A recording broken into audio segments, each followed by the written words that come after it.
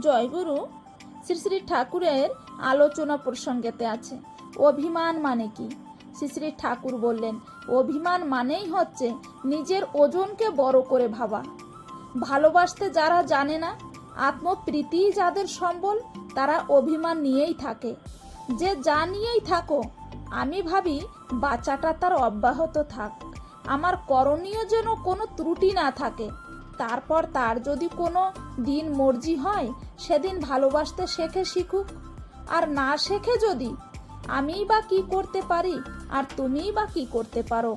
কিন্তু ভালোবাসতে না শিখলে মানুষের ত্রাণ নাই।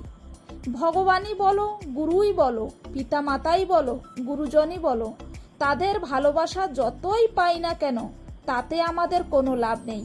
লাভ আছে আমরা যদি তাদের ভালোবাসি সেই ভালোবাসায়। মানুষ এই সহজ কথাটাই বোঝে না, সেবা করতে চায় না, সেবা পেতে চায়। শ্রী শ্রী ঠাকুর অনুকূল চন্দ্র।